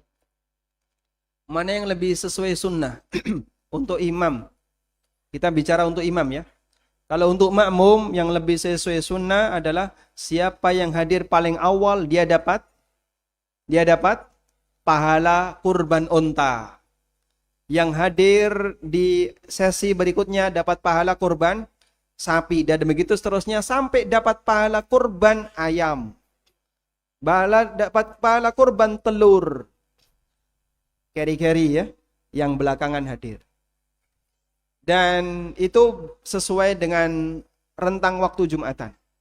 Makanya kalau Anda hadir jam 7:30, ya, Anda sudah berada di masjid, insya Allah dapat pahala kurban unta. Masjidnya saya ditutup. Baik. Nah, kita bisa mendapatkan kesempatan itu biasanya ya, kalau jamaah umroh atau jamaah haji. Dia berangkat awal waktu. Sampai di sana, Masya Allah, jam 9, masih sepi masjid. Alhamdulillah, jamaah Indonesia rajin. Ketika Jumatan. Itu untuk sesi pertama pada waktu dia pengen ketemu Ka'bah. Sesi yang kedua sudah mulai ada rasa bosan. Tafadhol. Lalu dia keluar dari hotel jam 9, sampai masjid komat. Kok bisa kecantol pasar? Mampir gitu ya. Tayyib. Sekarang mana yang lebih sesuai sunnah untuk imam? Nabi SAW punya kebiasaan. Beliau ketika Jumatan, begitu beliau datang, langsung naik mimbar menyampaikan salam, lalu duduk. Sehingga beliau tidak sholat tahiyatul masjid di dalam masjid, tapi beliau langsung naik mimbar. Sehingga yang lebih sesuai sunnah untuk imam adalah langsung naik mimbar, bukan sholat dulu. Itu yang lebih sesuai praktek Nabi SAW. Tapi kalau misalnya imamnya datang lebih awal. Kenapa? Karena mungkin dia dari jauh, lalu nunggu di masjid. Mosok ngadeg terus. Maka silakan sholat tahiyatul masjid, terus duduk, nunggu sampai Jumatan dimulai. Meskipun dulu Jumatan dimulai itu ketika Nabi SAW datang. Begitu beliau datang, Jumatan langsung dimulai. Tapi kalau sekarang kan ada jam resmi ya. Nek Purworejo jam pinten, Pak? Ada yang sesuai waktu sholat, ada yang persis jam 12, tergantung kebijakan takmir. Kalau persis jam 12, begitu imam datang, jam 12 kurang seperempat, imamnya kudu nunggu. Kalau di masjid yang lain, ada yang sesuai waktu sholat. Namun intinya, kalau mau lebih sesuai sunnah, begitu imam datang, ditaruh di tempat singgah, kemudian pada saat sudah waktunya Jumatan, imam diminta untuk naik mimbar. Wallahu a'lam. Sudah mulai nggak fokus ya? Gimana? Silakan. Kalau mengamalkan doa dalam sujud, apakah termasuk menambah-nambah perkara? Kalau kita berdoa dalam sujud, apakah kita sama dengan menambah perkara dalam sholat? Jawabannya tidak, karena Rasulullah SAW mengizinkan hal itu. Beliau SAW bersabda, fa'ammas sujudu faqaumin ayyustajabu lahu du'a. Ketika sujud, peluang besar doa itu dikabulkan. Maka perbanyaklah untuk berdoa. Dalam riwayat yang lain Rasulullah SAW bersabda, aqrabu ma yakunu bil 'abdu min rabbih wa huwa sajid. Kondisi terdekat seorang hamba dengan Rabbnya adalah pada waktu dia sedang sujud. Fa'aksiru minad du'a, karena itu perbanyaklah untuk berdoa. Sehingga Nabi SAW perintahkan kita untuk memperbanyak doa ketika sujud. Berarti banyak berdoa ketika sujud, boleh atau tidak? Sunnah disyariatkan. Sujud yang keberapa? Bebas. Tidak hanya di sujud yang terakhir. Bisa pertama, kedua, ketiga, dan seterusnya. Tidak harus di sujud yang terakhir. Nah. Bagaimana hukumnya ketika bangkit dari ruku, badan bergerak seperti pegas atau pir, mantul ya. Ya. Ya. Baik, ini juga yang sering kita saksikan ya. Ada orang itu, ini karena gerakan refleks seperti ini biasanya, atau gerakan yang menjadi kebiasaan. Model otomatis tadi. Allahu Akbar. Tangannya mantul, Pak. Allahu Akbar. Betul ya? Ada kayak gitu Pak? Pernah lihat? Nah. Ada juga ketika dia ruku. Allahu Akbar. Mantulnya pengbisan. Allahu Akbar. Dia mantul dulu baru naik. Seperti ini kita tidak menjumpai riwayat dari Nabi SAW kalau beliau ketika bangkit dari ruku mantul dulu. Kita tidak menjumpai riwayat itu. Yang dijumpai adalah thumma ta'tadila thumma kum mu'tadilan. Kemudian berdirilah. Thumma rfa' hatta ta'tadila qa'iman. Angkat kepalamu sampai kau berdiri sempurna. Sehingga tidak ada keterangan tentang mantul. Tapi kalau mantul boleh enggak, Pak? Jika mantul dalam arti tujuan dia biar bisa naik. Karena kalau enggak gitu dia enggak bisa naik. Ini mantul karena kebutuhan. Karena apa? Kebutuhan. Kalau alasannya karena kebutuhan, karena alasan fisik, insya Allah tidak masalah. Tapi kalau hanya sebatas rutinitas kayak gitu, perlu dibenahi. Perlu dibenahi. Nggak perlu mantul, silahkan langsung naik tanpa harus mantul. Wallahu a'lam. Diperbolehkan ketika salam, posisi punggung dan kepala mendorong ke belakang.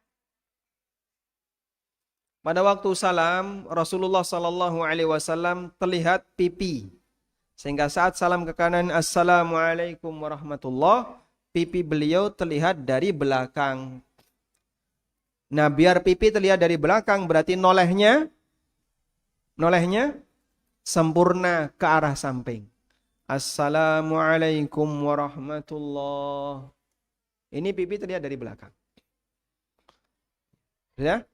Hatta yura bayardu khaddihi, sampai terlihat putihnya pipi Rasulullah sallallahu alaihi wasallam. Sahabat yang melihat itu dari belakang pada saat beliau salam. Dan apakah perlu diikuti dengan badan? Wallahu alam, tidak perlu diikuti karena salam itu cukup dengan menoleh menggunakan leher. Sehingga badannya tidak perlu noleh, tapi tetap di posisi yang ada. Tapi kalau keikut sedikit, ya nggak apa-apa. Pak, nek cengeng itu gimana Pak? Itu karena sakit ya. Aku nek noleh ora kuat ya Pak, kudu melu. Ini karena jenengan sakit. Minum vitamin B, semoga sembuh ya Pak Husni.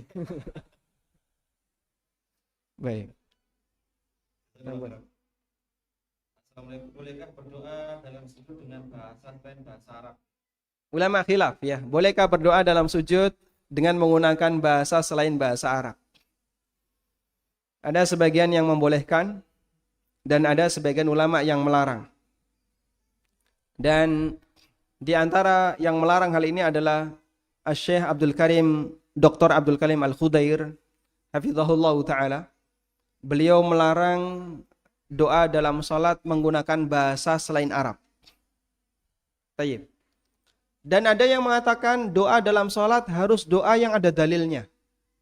Baik yang ada dalam hadis maupun yang diajarkan dalam Al-Quran. Selain itu tidak boleh. Sehingga ada 3 pendapat. Doa dalam salat harus doa yang ada dalam dalil. Doa dalam salat boleh tidak ada dalam dalil tapi wajib bahasa Arab. Kalau dalam dalil berarti bahasa Arab enggak? Jelas ya. Doa yang ada dalam dalil pasti bahasa Arab. Yang kedua ini boleh enggak ada dalilnya tapi harus bahasa Arab. Yang ketiga boleh doa pakai bahasa selain Arab. Pakai bahasa Indonesia, bahasa Jawa dan seterusnya boleh. Sudah? Ada 3 khilaf di situ. Dan kalau misalnya Bapak Ibu lebih memilih pendapat yang mengatakan boleh tanpa bahasa Arab, maka bisa menggunakan bahasa sendiri-sendiri. Tapi yang lebih selamat timbangan engko salah lendongo, nggih. Karena kadang ada orang yang uripe sengsara gara-gara salah donga, Pak.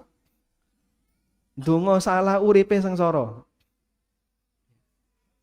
Makanya bahaya kalau orang membuat doa sendiri tapi dia nggak ngerti teorinya. Dulu ada sahabat yang dia itu mengalami sakit sangat parah sampai tinggal kulit sama tulang. Badannya itu tinggal kulit sama tulang. Sampai diceritakan seperti di dalam riwayat itu seperti piye, tahu piye, Pak? Hah? Anak doro. Manuk bar netes. Nah, suasananya seperti itu. Saking kurusnya, lemah dia. Lalu Nabi SAW penasaran. Kamu itu ngelakoni apa kok koyong ini? Kemudian sahabat ini cerita, ya Rasulullah, saya pernah berdoa. Dalam doa itu saya mohon kepada Allah, ya Allah, semua bentuk azab yang engkau berikan kepadaku di hari akhirat segerakan di dunia. Akhirnya diwujudkan oleh Allah. Dia mengalami sakit seperti itu sampai kurus kering. Ya. Kemudian oleh Nabi SAW, jangan minta seperti itu. Mintalah al-afwa wal-afiyah. Minta apa? Al-afwa wal-afiyah. Dan kita diajari untuk minta itu. Allahumma inni as'alukal afwa wal-afiyah fid dunya wal-akhirah. Allahumma inni as'alukal afwa wal-afiyah fi dini wa dunyaya wa ahli wa mali. Jenengan seneng mana? Hidup punya masalah atau enggak punya masalah? Yang seneng yang mana, Pak? Kalau kita hidup tanpa masalah itu Masya Allah luar biasa. Bahagia. Alhamdulillah enggak pernah masuk rumah sakit. Alhamdulillah. Ya kalaupun sakit pernah tapi enggak sampai masuk rumah sakit. Masuk rumah sakit ya vaksin tok. Alhamdulillah misalnya enggak pernah berurusan dengan hukum negara. Wah itu nikmat luar biasa Pak. Kalau sudah berurusan dengan hukum negara bolak-balik datang ke pengadilan nanti keluar lagi. Capek tenaga, capek biaya gitu kan. Sehingga ada orang yang dia aman dari masalah. Allah kasih dia orangnya baik. Hidupnya santai, nyaman. Tanpa masalah itu jauh lebih bagus. Makanya Anda berdoa dengan doa-doa yang dibaca Nabi SAW, insya Allah itu sudah sangat mencukupi. Tapi kalaupun misalnya, Pak saya butuh doa tertentu yang ini tidak ada dalam hadis Nabi SAW. Ya Allah dekatkanlah jodohku, lunasi utangku ya Allah. Misalnya ya. Kalau doa melunasi utang ada nggak Pak? Ada nggak? Gimana lafadznya? Saya yang punya pengalaman coba. Allahumma inni a'udzubika minal ma'tham wal maghram. Ya Allah, aku berlindung kepadamu dari perbuatan dosa dan terlilit utang. Wa a'udzubika min ghalabati tain wa qahrir rijal. Dan aku berlindung kepadamu ya Allah, terlilit utang dan ditekan oleh orang lain. Itu bagian dari doa yang bisa kita baca nek jenengan kathah utang. Ngoten nggih? Saya. Fadhil. Pertanyaan berikutnya, gerakan telunjuk waktu tasyahud apa tidak membatalkan sholat? Gerakan telunjuk waktu tasyahud apakah tidak membatalkan sholat? Ulama beda pendapat. Jumhur ulama tidak perlu menggerakkan. Jadi begitu tasyahud, isyarat, diam. Pendapat yang kedua, telunjuk digerakkan ketika tasyahud. Dan ini pendapat beberapa ulama tabi'in seperti Zaidah Ibnu Qudamah, perawi hadis ini. Karena Nabi SAW yushiru wa yuharriku. Nabi SAW berisyarat dan beliau menggerakkannya. Sehingga ada khilaf, ada dua pendapat dalam hal ini. Dan sikap yang tepat kalau kita melihat seperti ini adalah tolong dewasa dalam memahami perbedaan pendapat. Yang bergerak punya dasar, yang tidak bergerak juga punya dasar. Jangan gara-gara ketika melihat pendapat yang berbeda, nesu. Iki sholat ke udah, cekeli nun, wih meneng kowe. Sholat karo nyekeli dirijine wong ki piye. Baik, yang bergerak sholatnya enggak batal, yang diam juga sholatnya enggak batal. Karena dua-duanya punya dasar. Ada khilaf dalam masalah ini. Meskipun kalau secara pribadi saya ditanya, pendapat yang kuat yang mana? Insya Allah yang diam lebih kuat. Yang diam ini lebih kuat. Contoh yang lain Pak, dalam masalah kunut ya. Kunut subuh, kata Asy-Syaukani hadisnya sahih. Kunut subuh kata Asy-Syaukani hadisnya sahih. Tapi apakah Nabi SAW kunut subuh terus-terusan? Ulama khilaf. Ada yang mengatakan Nabi SAW kunut subuh terus-terusan. Sampai beliau meninggal. Dan ada yang mengatakan Nabi SAW kunut subuh dalam waktu tertentu saja setelah itu beliau tinggalkan. Sehingga kalau keberadaan kunut subuh Rasulullah SAW pernah praktekkan. Tapi apakah terus menerus ataukah hanya di momen tertentu? Ada dua pendapat. Ya? Sebagian pendapat mengatakan terus menerus. Sebagian pendapat mengatakan beliau sudah tidak kunut lagi di akhir hayatnya. Sehingga kunut subuh yang beliau lakukan hanya di momen tertentu saja. Baik. Kayak gini jadi bahan pembicaraan yang serius. Ada orang yang enggak mau diimami oleh orang yang enggak kunut. Imamnya ra kunut, aku mau sholat ning kono. Lah kenapa? Batal dia sholatnya. Jangan seperti itu. Menilai ini masih di ranah khilaf. Ada yang berpendapat A, ada yang berpendapat B. Nanti yang mengatakan tidak kunut, bisa menilai Anda yang kunut batal, coba gimana? Kan tidak mau juga. Makanya kedewasaan dalam hal ini penting. Dan salah satu cara untuk menciptakan kedewasaan itu Anda kenali khilaf. Di buku tafsir sholat, beberapa titik khilaf yang umum di masyarakat Indonesia saya sebutkan. Kunut, kemudian posisi sedekap pada waktu i'tidal, sedekap atau dilepas. Kemudian isyarat jari pada waktu tasyahud, bergerak ataukah diam. Di buku tafsir sholat, beberapa poin ini saya sebutkan. Agar memberikan gambaran tentang sikap yang benar ketika menghadapi perbedaan pendapat sehingga kita bisa lebih dewasa. Wallahu a'lam. Khususnya imam menuntut kurang khusyuk makmum, sebaliknya kekhusyukan makmum kurang khusyuk, kekhusyukan makmum kurang menuntut imam. Bagaimana ya, benar apa enggak Ustaz? Wallahu a'lam. Dari mana asal usul perkataan itu? Baik. Jadi ada sebuah hadis yang mengatakan al-imamu dhamin. Imam itu yang menanggung. Maksudnya adalah imam ketika dia sholat, dia dituntut untuk sempurna bacaannya. Makanya nyuwun sewu nggih, sing ra iso maca Fatihah kudu ngakui ra iso maca, aja kendel dadi imam. Ini bukan masalah remeh, Pak. Kadang karena masalah senioritas. Pokoknya aku wis tua kudu ning ngarep. Maca Fatihah belepotan. Sakno makmume, Pak. Itu makmum yang bisa baca Fatihah dengan benar batal salatnya. Dalam mazhab Syafi'iyah, kalau imamnya baca Fatihahnya enggak benar, sementara makmumnya baca Fatihahnya ada yang lebih pintar dari imam, makmumnya batal. Lah sakno makmume, Pak. Tapi aku kudu dadi imam. Bapak tolong pahami, iki urusan sholat, duduk masalah RT. Ini jenengan dari ketua RT gak apa-apa gitu ya. Kalau jenengan tetap nekat pengen ngarep, urusan donya gak apa-apa. Ini urusan agama, ada ketentuannya. Wis ngerti maca Fatihah ra iso, dibeneri gak gelem pengen dadi imam.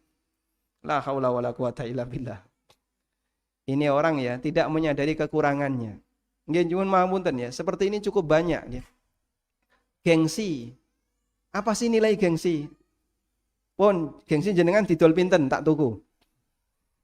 Sudah, menyelamatkan sholat kaum muslimin. Nek gak iso maca Fatihah sadar diri. Saya itu nek maca Fatihah belepotan ya. Sing dawa dibaca pendek, sing pendek dibaca dawa. Iyyaka na'budu wa iyyaka nasta'in. Ada Pak kayak gitu, Pak? Hah? Ada Pak? Mana ada ayat yang berbunyi kayak gitu di Al-Fatihah? Izzaka. Padahal bunyinya yang benar apa?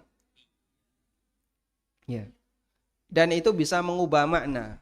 Kalau itu terjadi, sholatnya bisa batal. Apalagi kalau sudah berurusan dengan waladhdallin. Wah, itu banyak yang gagal. Minimal ya. Kalau mau sholatnya benar, Fatihah kudu benar, setor Fatihah kepada yang cara bacanya benar. Pak Ustadz nyuwun tulung dititeni Fatihah kula pun benar dereng. Sudah? Kalau belum benar akui belum benar. Jangan maksa, pokoknya aku udah dadi imam. Wis ngerti salah ngono saja maksa. Sakno makmum. Baik. Tadi pertanyaannya apa? Baik. Wal imamu dhamin, imam itu nanggung. Maksudnya begini. Kalau ada makmum yang dia baca Fatihahnya belum lengkap, terus imam sudah ruku, makmumnya gimana? Menyelesaikan Fatihah atau ruku? Ruku. Imam misalnya ya, sholat duhur, makmum masbuk. Begitu dia takbiratul ihram, Allahu Akbar, baca Fatihah, baru dapat Alhamdulillahirabbil alamin, Allahu Akbar, makmum, imam wis ruku. Ini makmum ngapain, Pak? Ruku atau nyempurnakan? Ruku. Tapi kalau saya ruku nanti Fatihah saya pripun, Pak? Sudah ditanggung imam. Karena Anda telat. Karena Anda telat. Maka imam dhamin yang nanggung. Di bagian kekurangan-kekurangan makmum, imam nanggung. Termasuk juga bagi orang yang nggak bisa baca Fatihah. Ketika dia sholat, dia nggak bisa baca Fatihah. Maka disyariatkan kalau dia sholat, jadi makmum. Nanti Fatihahmu keliru, imamnya Fatihahnya benar. Insya Allah kamu ditanggung sama imam. Tapi kalau urusan khusyuk ditanggung masing-masing. Sehingga kalau imamnya khusyuk bisa nangis, makmumnya tengklayap. Nggih. Atine melayu ning ndi ya itu urusan makmum. Pak, saya kalau sholat di Masjidil Haram tuh bisa nangis ya, Pak? Nangis mikir nawa, Pak? Mikir utang, Pak. Itu menangisi bukan nangis ya. Wallahu a'lam. Nah. Maghrib? Jam berapa maghrib? Ya, satu lagi. Apakah boleh ketika ada orang yang di sebelah kita sedang bersama, tapi dia banyak bergerak, lalu kita pegang dia supaya berhenti? Nggih. Apakah boleh ketika ada jamaah yang banyak bergerak, lalu kita pegang dia biar berhenti bergerak? Yang dipegang apanya, Pak? Dicekel apa nih, men meneng? Hah? Tayyib. Memang diperbolehkan bagi kita untuk mengkoreksi kesalahan orang yang kita jumpai ketika kita sedang sholat. Dan ini pernah dilakukan oleh Nabi Sallallahu Alaihi Wasallam pada waktu beliau sholat lalu didatangi oleh Ibnu Abbas. Beliau sholat, Ibnu Abbas datang langsung ke sebelah kiri. Kemudian oleh Nabi Sallallahu Alaihi Wasallam diapain? Diapain, Pak? Dipindah, diputer ke sebelah kanan. Karena sholatnya Ibnu Abbas ini salah. Kalau kamu di sebelah kiri salah. Makmum yang sendirian berada di mana? Diputar sama Nabi SAW, ditaruh di sebelah kanan. Nah, itu salah satu di antara contoh. Jika memang diperlukan, ada hal yang perlu kita lakukan untuk mengendalikan orang yang sholat yang nggak benar, silahkan. Anak-anak yang tolak-tolak dan kita pegang kepalanya, diam. Insya Allah tidak masalah. Diperbolehkan. Wallahu a'lam wa sallallahu ala nabiyyina Muhammadin wa ala alihi wa sahbihi wa sallam wa akhiru da'wana anil hamdulillahi rabbil alamin. Subhanakallahumma wa bihamdika asyhadu an la ilaha illa anta astaghfiruka wa atubu ilaik. Wassalamu alaikum warahmatullahi wabarakatuh.